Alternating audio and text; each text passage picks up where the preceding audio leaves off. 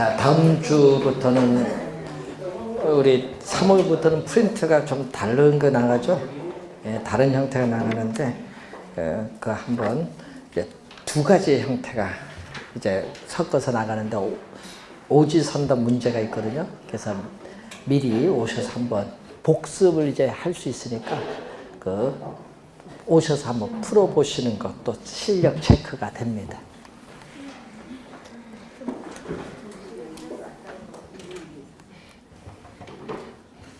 자, 지역 분석, 개별 분석을 보면은, 자, 우리 감정 평가의 대상이 된 부동산, 줄여서 대상 부동산이라고 합니다. 자, 여러분 이 대상 부동산이라는 것을 앞에 감정 평가를 붙여서 생각하시면 돼. 감정 평가의 대상이 된 부동산을 줄여서 대상 부동산. 이 대상 부동산이 속해 있는 이 지역을 인근 지역이라고 하는데, 자, 여러분이 우리 대상 부동산에 속한 지역이 주거 지역일 수도 있고 상업 지역일 수도 있고 공업 지역일 수도 있어요. 그럼 이 지역의 특성을 또 파악을 해야 돼요. 그럼 지역의 특성이라는 것은 어떤 지역이 다른 지역과 구별이 되는 특징이 뭐냐? 자, 여러분 지역의 특성은 어떤 지역이 다른 지역과 구별이 되는 특징을 얘기하는데, 이걸 먼저 파악을 해야 돼요. 그래서 지역 분석 그리고 개별 분석이 지금 나타나고 있는데, 자, 여러분 거기에 교재를 보시면은 거기에 뭐가 나와 있죠? 대상 부동산, 여기서 한 네 번째 보시면은 대상 부동산이 어떤 지역에 속하는가? 이것은 뭐죠? 아까 주거 지역에 속하느냐? 상업 지역에 속하느냐? 공업 지역에 속하느냐? 뭐를 파악한다? 용도성을 파악을 해요. 또 그 지역의 특성은 무엇인가? 예? 그럼 주거지역이면 이 주거지역이 다른 지역과 구별이 되는 특징이 있죠? 이 지역의 특성은 무엇인가? 그리고 그 특성은 지역 내 부동산의 가치 형성에 어떤 영향을 미치고 있는가를 분석하고 판단하는 작업으로서 이 지역 요인에 대한 분석이 바로 지역 분석입니다. 자, 이 지역 특성을 파악을 하고요. 그 지역 내 부동산들이 많아요. 지역 내 부동산들의 일반적이고 평균적인 이용 방법을 우리는 전문 용어로 표준적인 사용이라고 해요. 전문 용어로 뭐라고? 표준적 사용. 일반적이고 평균적인 이용 방법인데, 이 표준적 사용의 형상과 장래의 동향을 명백히 하는 거죠. 명백히 하는 거. 그래서 여러분 340페이지에 중간에 보면 3번, 괄호 3번에 표준적 사용의 개념이 나와 있어요. 대상 부동산에 속한 지역인 인근 지역에 속하는 개별 부동산의 최유효용의 집약적이고 평균적인 사용 방법을 뭐라고 하죠? 최유효용이고, 또 밑에 가격 수준 용어 나오죠. 개개의 부동산 가격이 아니라 지역 내 부동산들의 가격을 평균한 값, 평균 가격이에요. 그래서 이 표준적 사용의 형상과 장래 동향을 명백히 해서 이 가격 또는 가치 수준을 우리 판정하는 작업을 뭐라고 한다? 지역 분석이라고 한다. 그래서 이 의의를 우리는 출제를 또 많이 한다는 얘기죠. 그래서 출제를 많이 하는 겁니다.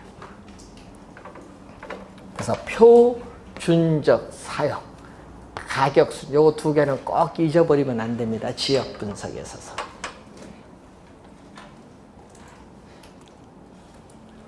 자, 성립 근거는 당연히 여러분 왜 지역 분석하느냐? 여러분 우리 토지 특성에서 배우셨는데 뭐 때문에? 부동성. 토지는 위치가 고정되어 이동할 수 없기 때문에 이 부동산 가치에 전반적인 영향을 미치는 지역 요인에 대한 분석이 필요하잖아. 그래서 이 부동성, 또 토지들이 위치가 고정된 토지들이 모여서 하나의 지역을 형성하기 때문에 이 지역성에 근거를 합니다. 자, 절차상 선후 관계가 27회 시험에 또 정답을 물었죠. 절차상 선후 관계가 어떻게 되느냐? 이런 것을 또 시험 문제에 또 출제를 하는데 무슨 분석? 선행. 여러분이 이 지역 특성을 먼저 파악하죠. 이 지역 특성의 제약하에 이 개별 요인에 대한 분석이 이루어지기 때문에 선행 분석이고 요건 후행. 여러분 이 지문이 27의 정답입니다. 요거 바꿔서 출제했어요. 지역 분석이 먼저. 여러분 지역 분석이 먼저, 개별 분석은 뭐다? 나중에. 이걸 먼저 우리 바꿔서 출제를 했습니다. 선행 분석, 후행 분석. 지역 분석이 먼저입니다. 자, 그리고 분석 범위는 어디죠? 이건 지역 전체. 여러분 이 대상 부동산에 속해 있는 이 지역 전체를 대상으로 해요. 지역 전체는 넓을까요? 좁을까요? 넓으죠? 분석 대상 범위를 보면은 거시적입니다. 그래서 여기 무슨 차원? 거시적 차원. 거시는 넓고 미시는 좁다. 이 거시적 차원에서 분석을 하는데 뭐죠? 지역 전체를 대상으로 하는 전체적이고 광역적인 분석이 이루어지고 관련, 가치의 원칙을 보면은 자, 부동산은 그 부동산에 속해 있는 지역의 외부 환경에 적합한가?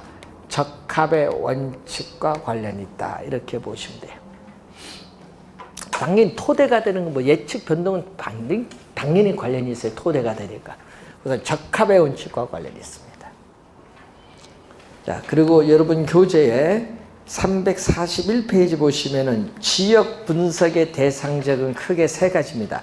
인근 지역, 유사 지역, 동일 수급권인데 자, 거기에 맨 밑에 박스에 조문이 나오죠. 제2조. 여러분 제2조 감정평가에 관한 규칙 제2조의 13호에 보면 인근지역 개념이 나와 있죠.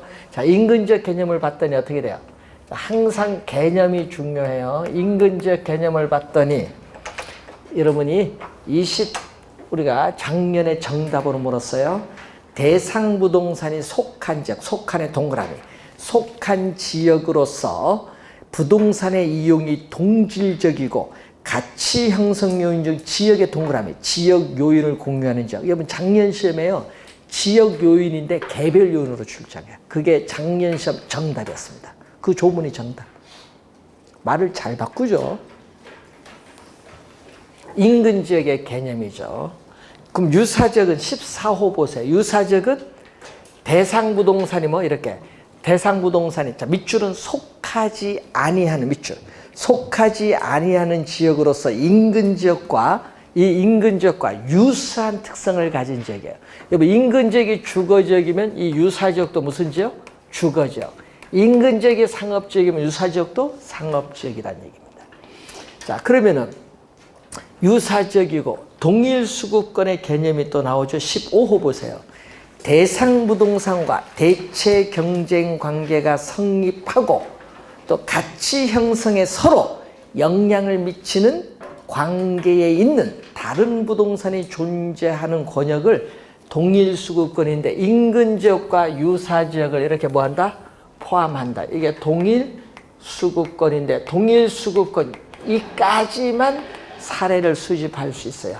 그래서 우리는 사례 자료 수집에 가장 먼 거리에 있습니다. 최원방권이다 이렇게 보시면 돼요. 여기까지는 사례 수집할 수 있다. 그럼 지역 분석의 대상 지역은 몇 개?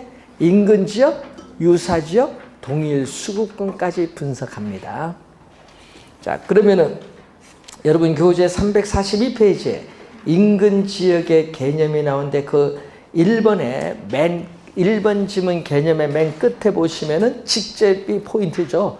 이렇게 어떻게 돼? 대상 부동산의 가치 형성에 뭐다? 직접적으로 영향을 미치는 지역. 직접입니다. 간접이 아니라는 걸 항상 주의해 두셔야 되겠죠. 자, 그리고 거기에 어떻게 돼? 용도적 뭐가 있다? 공통성, 기능적 동질성이 있어서 상호 대체 경쟁 관계는 부동산이 존재하는 지역이 바로 인근 지역입니다. 용도적 공통성, 기능적 동질성입니다. 자, 그리고 인근 지역의 특징을 보면은 거기에 5번에 보세요. 인근 지역의 지역 요인은 어떻게 돼요? 이 발전, 인근적은 성장, 발전하기도 하고 쇠퇴하기도 하는데 그 과정에서 끊임없이 변화를 해요. 부단한 변화의 과정에 있습니다. 인근적은 농촌 도시와 같은 지역 사회보다 우리는 작은 지역을 말합니다. 작은 지역. 자, 인근 지역에 우리가 경계를 보는데, 자, 여러분 인근 지역은요, 우리 뭐 산이나 강 같은 자연적 경계를 가지고 할 수도 있고, 또는 종교나 언어 또는 인종 가지고 또 경계를 삼을 수도 있습니다. 자, 그런데 그것을 항상 염두에 좀 두시고, 거기 343페이지에 경계 설정 시의 유의사항이 있습니다. 인근 지역의 범위가 너무 확대가 되면은요, 사례 자료 수집은 쉬운데 용도적 동질성이 떨어져요. 그래서 가격 수준이 신뢰도가 낮아요. 그래서 이때는 가격 수준의 신뢰도가 낮고, 인근 지역의 범위가 너무 좁게 설정하면은 용도적 동질성은 높은데 어떻게 돼요? 사례자료 수집이 곤란하다는 또 그러한 문제점이 있습니다. 그 니은에 보면 인근 지역의 범위는 국토의 계획 및 이용에 관한 법령상의 용도 지역과 항상 반드시 일치하는 것은 아니라는 것. 자, 인근 지역의 변화, 생애 주기가 나오죠. 자, 여러분 인근 지역의 생애 주기를 보면은 이렇게 가죠. 우리는 인근 지역의 생애 주기는 약 100년입니다. 자, 생애 주기는 약 100년의 주기를 가지고 있다. 그래서 대상 부동산이 속한 지역이 성장과 쇠퇴의 과정을 뭘로 구분한다? 생태학적인 국면이에요. 생태학적인 국면에서 파악을 해서 5단계 국면이 나타나는데, 각 단계의 국면에서 나타나는 공통적인 형상과 특징을 설명하는 이론입니다. 전제 조건 2가지가 있어요. 지역의 동질성이 있어야 되고, 또 지역이 동시적으로 개발한다는 것을 전제로 삼아요. 자, 우선 성장기가 이렇게 갑니다. 지가가 이렇게 올라요. 자, 주기는 약 15년에서 20년의 주기를 가는데, 지역이 처음 개발이 이루어지면서 지가 상승이 활발해요. 그 상승률은 최고가 돼요. 그리고 이 성장기에서는 우리는 개발 사업에 있어서 지가 상승의 3가지, 3단계설이 나타납니다. 개발 사업 어떻게 계획할 때 한번 오르고요. 개발 사업 착수할 때 한번 오르고요. 개발 사업 완공할 때 한번 올라요. 몇 번 오른다? 3번. 그래서 지가 상승의 3단계설이 나타나요. 그리고 성장기에서는 좀 더 유리한 위치를 차지하고자 하는 입지 경쟁이 가장 치열하게 나타나는 국면도 성장기.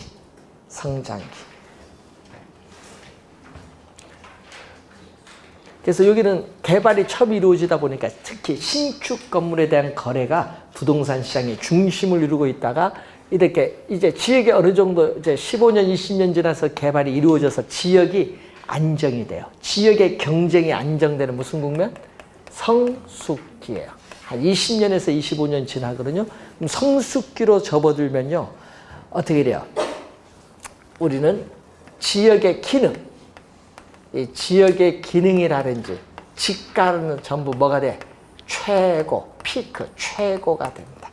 그리고 이 지역에 살고 있는 주민들의 사회적, 경제적 수준도 가장 높은 최고조에 달한 국면이 바로 성숙기. 자, 그럼 성숙기에서 이제 건물이 무슨 단계? 노후 단계에 있어요. 여러분, 우리 건물의 생애 주기를 배울 때 건물은 무슨 단계? 물리적, 기능적 상태가 급격히 악화되는 이 단계가 지역이 점점 이제 뭐를 하는 단계? 쇠퇴하는 단계입니다. 그러면 이때 노후 단계에 있기 때문에 건물로 보면은 경제적 내용연수, 그러니까 경과하는 국면이에요. 그럼 경제적 내용연수가 다 됐다는 것은요, 임대료 수익보다 유지관리비용이 많이 들어요. 그래서 경제적 내용연수가 경과하는 국면으로서 여기는 주거 환경이 좋은 다른 지역으로 고소득층이 이사 가고 여기에는 한 단계 낮은 수준의 주민이 들어와요. 이걸 전문 용어로 하향여가라고 해요. 앞에서 정책에서 배웠죠? 하향여가가 처음으로 나타나기 시작하는 국면입니다. 그리고 쇠퇴기 초기도 있고 중기도 있고 뭐가 있다? 말기.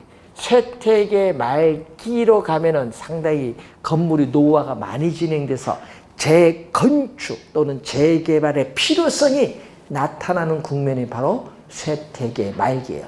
근데 재개발이 이루어지면 뭘로 가요? 다시 낡고 노후화된 건물이 새 건물로 교체되면서 지역의 면모가 달라지는 다시 뭘로 간다? 성장기 국면으로 가기 때문에 뒤에 뭐죠? 천이기 국면과 악화기 국면은 나타나지 않을 수 있어요. 근데 만약 재개발이 이루어지지 않으면 뭘로 간다? 재개발이 이루어지지 않으면 다시 이렇게 가겠죠. 천이기 국면으로 가요.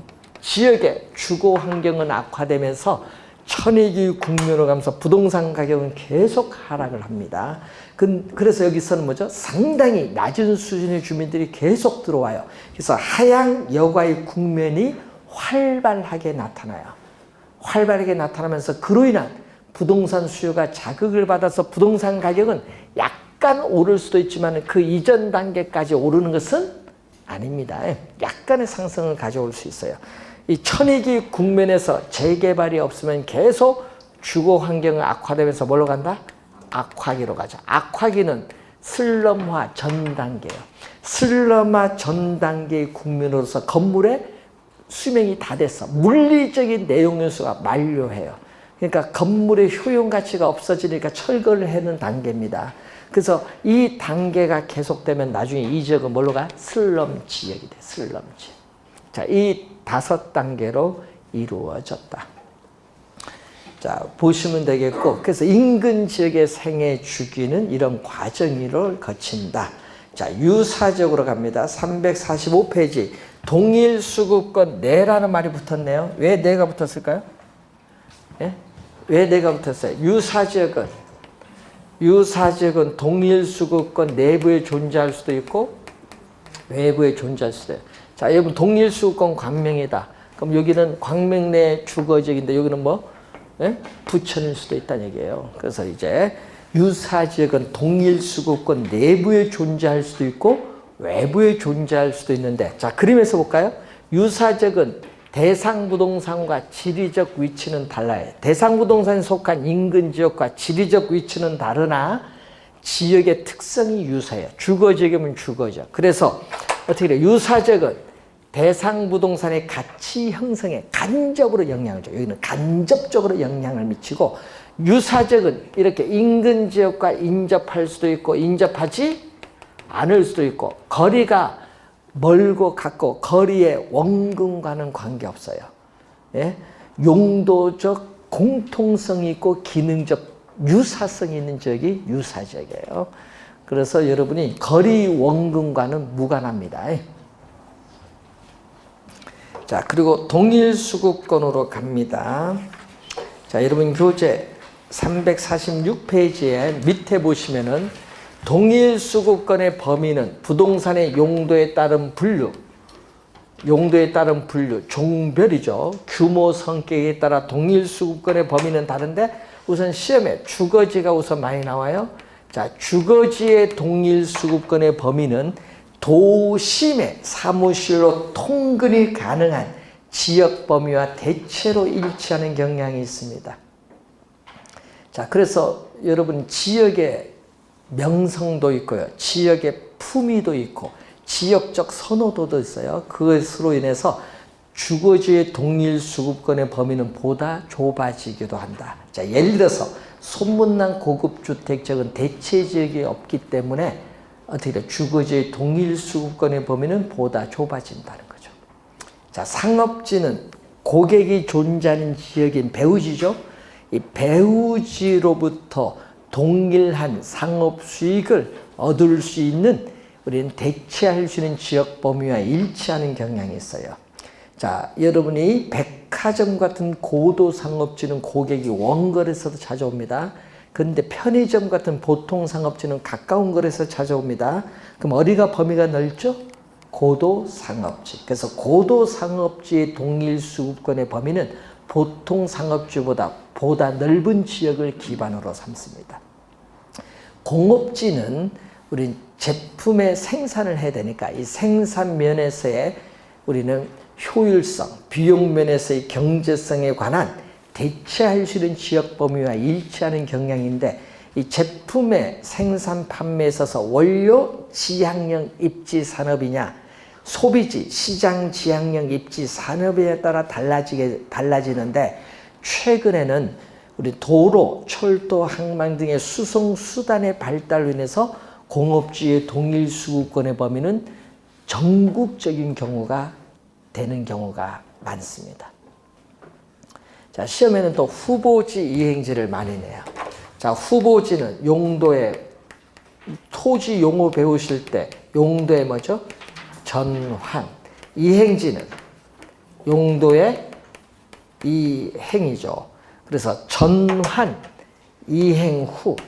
자, 전환, 이행 후에 용도 지역과 대체로 일치하는 경향이 있는데 그럼 시험 문제는 이것보다는 요걸 많이 내겠죠. 성숙도가 뭐한 경우? 낮은 경우. 자, 성숙도가 낮은 경우. 성숙도가 낮다는 것은요, 바로 즉시 건축할 수가 없어요. 뭐 논밭 임야 지금 공사 중에 있는 거예요, 택지로. 아직 건축 바로 못하니까 이때는 뭐다? 성숙도가 낮은 경우에는 전환, 이행, 뭐다? 전. 낮을 때는 전. 용도적 지역과 일치하는 경우가 있다. 후보지 이행지에서 좀 주의 좀 해두시고 347페이지 개별 분석가죠. 자, 개별 분석은 대상 부동산에 뭐를 분석하냐? 그럼 지역 요인에 대한 분석이 지역 분석이라면 여기는 뭐를 분석? 개별 요인을 분석. 자, 개별 요인을 분석을 해서 대상 부동산에 뭐를 최고, 최선의 이용, 최유효 이용을 판정을 해요. 최유효 이용을 판정을 함으로써 구체적으로 뭐를 구하냐? 가격을 구하죠. 자, 분명 시험에 나오면은 비교를 해야 되는데 표준적 사용 가격 수준이 나오면 지역 분석이고 최유효 이용 가격이 나오면 무슨 분석? 개별 분석. 그리고 지역 특성의 제약하에 개별 요인 분석이 이루어지니까 지역 분석이 선행 분석이라면 개별 분석은 후행 분석이고 또 최유효 이용은 이 최유효 이용은 표준적 사용을 지표로 해서 결정되는 피결정성을 가지고 있다는 그런 관계가 있습니다. 그래서 349페이지 보시면 최유효 이용과 표준적 사용의 관계가 나타나고 있습니다.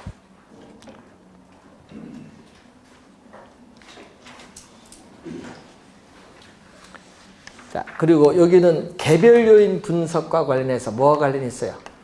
개별성의 특성과 관련이 있고 또 최유용 판정과 관련해서는 용도의 다양성과 관련이 있고 또 여기는 대상 부동산이죠. 지역 전체를 대상으로 하는 거시적이고 여기는 대상 부동산, 지역 내 하나의 부동산만 분석하니까 이거는 무슨 차원?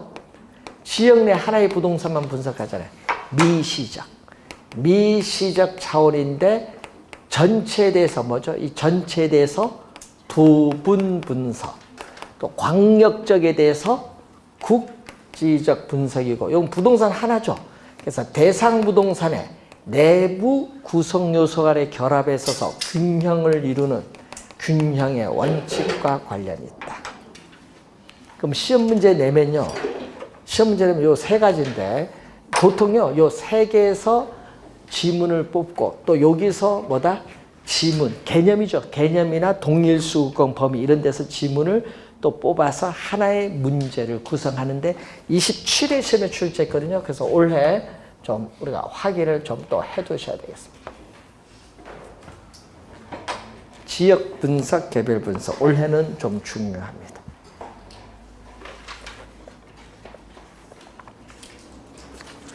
자, 354페이지에 감정평가의 방식. 자, 여러분 감정평가이론 지금까지 배운 건요 말이라서 쉬운데 이 감정평가의 방식 들어가면요 이제 세 문제 출제를 하는데 여기서 계산 문제가 나와요. 작년에는 2문제, 재작년은 3문제. 작년에 4번을 찍었으면 2문제 다 맞았지. 평가의 방식.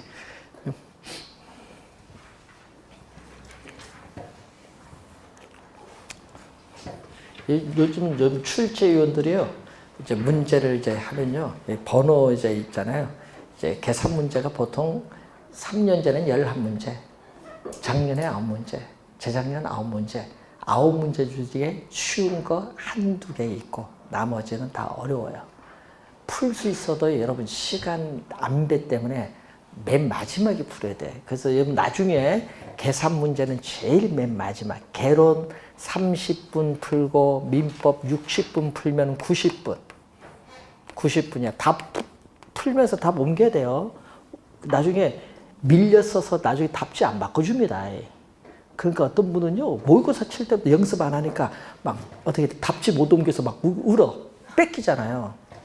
바로 뺏어가 버리는데, 아, 다 못 옮겼다. 왜 누가 옮기지 말라 했어요? 푸는 게 잘못됐지. 풀면서 옮겨야지, 풀면서. 그래야 뭐다? 안 밀리고 여유가 있지. 예? 그래서 나중에 찍을 때도 확실히 찍을 수 있고. 나중에 옮기면 찍지를 못해. 그래서 개론 30분, 민법 60분이야. 민법을 60분 주는 이유가 민법이 어려워요. 뭐 쉬운 게 아니에요. 여러분 작년 보세요. 민법 지금 쉬운 것도 아닌데 여러분 무슨 얘기냐. 문제가 이렇게 주어지잖아요. 1, 2, 3, 4, 5번이 주어지잖아요. 그러면 1번, 2번. 그러면 요거 최근에 2, 3년 출제를 했다. 바로 거기서 출제 거기 선정하면서 지문 없애버려요. 없애죠? 그럼 거기서 선정위원이 다시 새 지문 들어가요. 그러니까 안 보던 지문들이 수두룩하니까 모르지. 판단을 해야 되는데 시간은 가는데. 그러니까 민법 시간을 좀 넓게 잡아야 돼. 그래야 고득점 가지. 그래서 민법 60분, 90분이잖아요. 10분 남았잖아요. 10분 남으니까 이제 여유 있게 이제 계산 문제 9문제 찍어야지. 그 중에 쉬운 거 한두 문제 있으니까 풀고 나머지는 찍어야지. 찍는 건 1분도 안 걸려. 그러니까 여유 있게 푸셔야 돼요. 그러니까 여러분 너무 계산 문제 신경 쓰지 말라는 얘기예요. 여러분 작년 시험에도요. 여러분 계산 문제 한 7문제는 여러분 1분 넘어가요. 여러분 수준으로 시간 풀면은 속도가.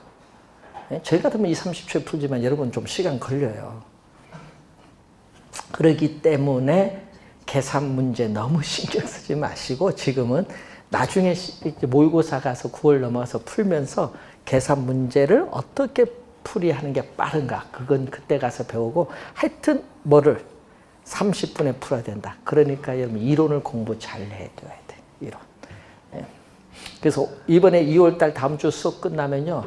그 중요한 별표 3개짜리 중에서 한번 체크해 보시고 그 중에 40개에서 8개 포기하세요. 그럼 32개 남을 거 아니에요.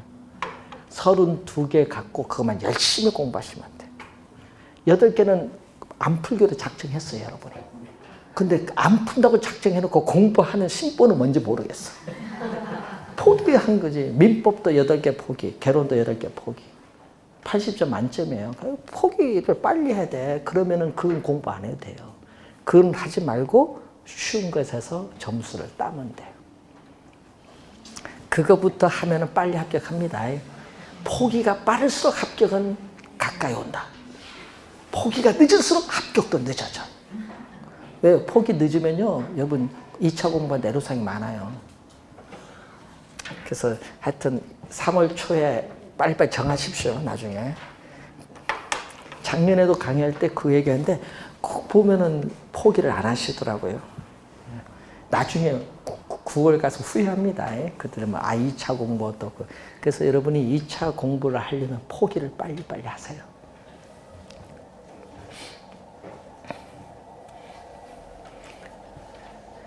자, 공부하면은 쉽고 공부하지 않으면 어렵습니다.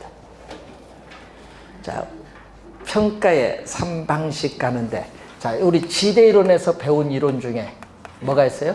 고전 학파가 있어요. 고전 학파.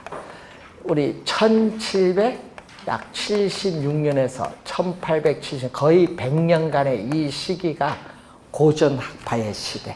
고전 학파는요, 이 생산비 가치설을 주장해요. 그러니까 무슨 얘기냐? 이 생산비가 재화의 가치를 결정한다. 이런 생산비는 수요와 관련이 있어요? 공급과 관련이 있어요? 생산 비용이니까 공급이지. 그래서 공급과 관련이 있다는 걸 항상 염두에 두시고, 이 생산비가 재화의 가치를 결정하는데, 작년 시험에도 여기서 지문을 출제하는데 이런 걸 잘 봐야 돼요. 자, 공급 측면에서 어느 정도의 비용을 투입을 해서 생산된 재화인가? 뭐를? 비용성의 원리. 투하된 비용이 얼마냐? 비용성의 원리를 근거로 해요. 비용성의 원리를 근거로 해서 무슨 공급 측면이니까 뭐죠? 공급 측면의 가격의 특징이 나타나요. 그래서 나타난 방식이 원가 방식이에요. 원가 방식. 자, 원가 방식은 우선 두 가지가 있어요. 자, 3방식, 세 가지 방식 중에 지금 원가 방식이 나오는데, 자, 우선은 어떻게 돼? 대상 물건의 가액을 구하는 원가법이 하나 있고, 또 대상 물건의 임대료를 구하는 적산법. 여러분 아까 부동산 가격의 특징 배울 때 가격, 임대료 두 가지가 있어요. 자, 대상 물건의 가액을 구하는 원가법인데, 자, 원가법에서 구한 대상 물건의 가액이 뭐죠? 적산 가액이죠. 그리고 적산법에서 구한 대상 물건의 임대료를 적산 임대료라고 해요. 임대료. 자, 우선은 하나 나오고, 이제 1870년에 왔더니 이제 또 뭐가 나오냐? 우리는 공급 측면에서만 중시하잖아요. 이걸 반기를 들어서 왜 공급 측면이 가격을 결정하느냐? 그래서 수요 측면을 중시하는 학파가 나와요. 이게 약 1890년에 나오는 한계 효용 학파가 있어요. 한계, 우리 수학에 미분 개념을 도입을 한 거예요. 한계란 용어가 들어와요. 한계 효용 학파인데, 여러분 효용은 뭐죠? 효용은 상품을 소비함으로써 얻는 만족이 효용인데, 그럼 한계는 뭐가 들어가야 돼? 한계가 들어가면 하나 더가 들어가야 돼. 상품을 하나 더 소비할 때 소비자의 총 만족이 얼마나 변하느냐. 자, 물 한 잔 먹을 때 만족에서 하나 더 마실 때 만족이 다르거든요. 그래서 이 한계 효용의 크기가 재화의 가치를 결정한다. 이 한계 효용의 크기가 재화의 가치를 결정하는 게 한계 효용 가치설인데, 상품을 소비하는 건 수요 측면이거든요. 그래서 부동산을 이용함으로써 어느 정도의 이익, 편익을 얻을 수 있느냐, 이 수익성의 원리를 근거로 해요. 수익성의 원리를 근거하고, 여기서 나오는 것은 수요 측면을 중시하기 때문에 수요 측면에 가격의 특징이 나타나고, 나타난 방식은 수익 방식이 나타나요. 자, 수익 방식에서 우선 대상 물건의 가액을 구하는 수익 환원법, 이 대상 물건의 임대료를 구하는 뭐죠? 수익 분석법이 있어요. 자, 이 대상 물건의 가액을 구하는 수익 환원법인데, 이때 대상 물건의 가액을 수익 가액이라고 하고, 또 대상 물건의 임대료를 구하는 수익 분석법에서의 수익 임대료. 자, 여러분 요거 시험에 많이 냅니다. 요거 작년에도 또 냈잖아요. 예? 26회도 출제하고요. 27회로 출제하고요. 29회도 출제하고 최근에 요 원리를 잘 이해를 해 두셔야 돼요. 자, 그리고 이제 1890년, 자, 19세기 후반 1890년대에 나타나서 대공황이 발생하기 전에 이 시기에 나타난 학파가 신고전학파. 여러분 신고전학파 하면은 생각나는 학자가 신고전학파의 아버지 알프레드 마샬이 생각나요. 마샬. 그래서 신고전학파의 균형가치설. 균형이란 말이 나오거든요. 균형가치설. 여기는 시장에서 어느 정도의 가격으로 거래되고 있느냐. 어느 정도의 가격으로 거래되고 있느냐. 거래 가격을 묻는 거거든요. 시장성의 원리를 근거로 해서 나타나는 거. 뭐죠? 여기서 여러분 이 그림을 처음 만들어서 공급 측면에서만 가격이 결정되는 것도 아니고 또 수요 측면에서만 가격이 결정되는 것이 아니다. 수요와 공급에 어떻게 돼요? 우리는 상호작용해서 이렇게 균형 가격이 결정된다. 이 그림을 처음 만든 사람이 마샬. 이 그림 처음 만든 사람이 마샬이에요. 균형 가격, 수요 공급의 균형 가격의 특징을 가지면서 나타난 방식이 비교 방식인데, 비교 방식에서 거래, 사례, 비교법, 그리고 임대료를 구하는 임대, 사례, 비교법인데 여기다가 하나가 우리가 도입이 됐어요. 뭐가 도입되냐 하면 토지. 자, 토지를 감정평가할 때에 감정평가업자는 뭐를 적용한다? 공시지가 기준법. 작년 시험에 공시지가 기준법인데 시험에는 공시지가 비교법으로 출제했어. 또 틀리신 분 많았어요. 공시지가 기준법. 그래서 거래 사례 비교법에서 구한 대상 물건의 가액을 뭐라고 하죠? 비준 가액.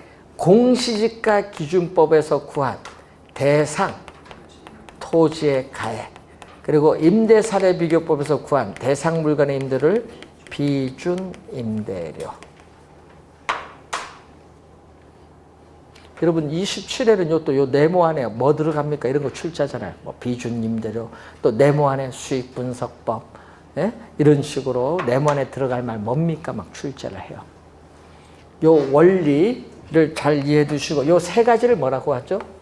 재화의 경제적 가치를 판정하는 데는 비용성, 수익성, 시장성 세 가지를 고려를 해야 된다. 이것을 전문용어로 가치 또는 가격의 삼면성.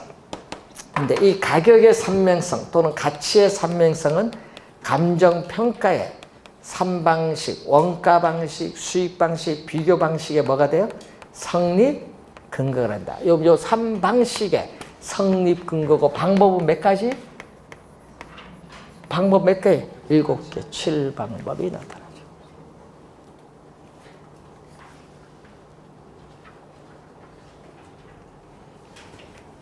자, 그 내용을 우선 거기에 보시면 되겠고, 여러분 교재에 357페이지에 시상가액 조정이 나옵니다.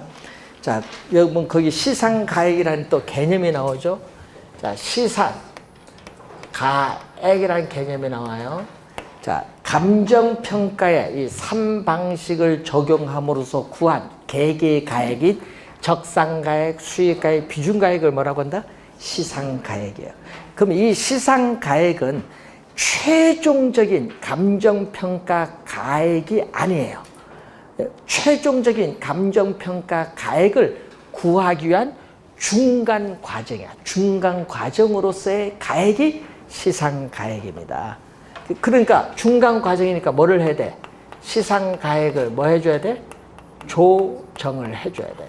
그럼 이 조정이란 건 뭐냐? 이 시상가액, 이 세 가지, 이 시상가액을 상호 관련시켜 재검토함으로써 이 시상가액의 격차를 축소시켜 나가는 작업이 시상가격의 조정이라고 해요.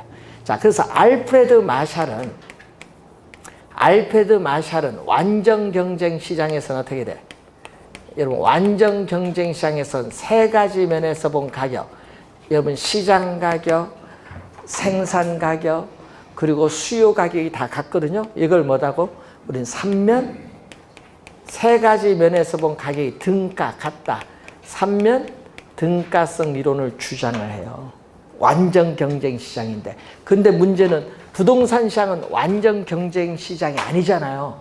불완전 경쟁 시장이기 때문에 3면 등가성 이론이 성립되지 않아요. 그래서 시장 가액을 조정할 필요가 나타난다. 시장 가액 조정이 그래서 필요하다는 거예요. 그럼 조정하는 방법. 조정하는 방법은 계산 문제가 한번 요걸 출제했었죠. 가중치. 가중치로 조정하는 방법이 있고, 또 하나는 주된 주 방식, 부수 방식을 상호 검토시켜서 비교하는 방법이 있습니다. 자, 그래서 여러분 밑에 조정 방법 보시면요. 6번째 보시면은 시상 가액을 단순히 산술평균, 산술평균은 뭐예요? 요 세 가지 가액을 더해서 3으로 나눠주면 산술평균인데, 산술평균 한 것이 아니라 대상 물건의 특성, 용도, 성격이나 평가의 목적, 평가의 조건 등을 검토하여 그 중요에 따라 뭐를 설정한다? 가중치로 설정하고, 이를 근거로 가중평균에서 시상가액을 조정한다. 가중치로 조정합니다. 두 번째는 뭐죠? 감정평가사가 가장 정확하다고 생각되는 한 가지 방법으로 가치를 구하고 다른 시상가액으로 검증하는 방법을 얘기하죠. 그러니까 주 방식으로 구하고 부수 방식과 어떻게 검토해서 이제 구하는 방법이 있습니다. 두 가지 방법이 있다. 이렇게 보시면 되겠습니다. 자, 358페이지에 거기에 마샬의 중간에 3면 등가성 이론이 나옵니다.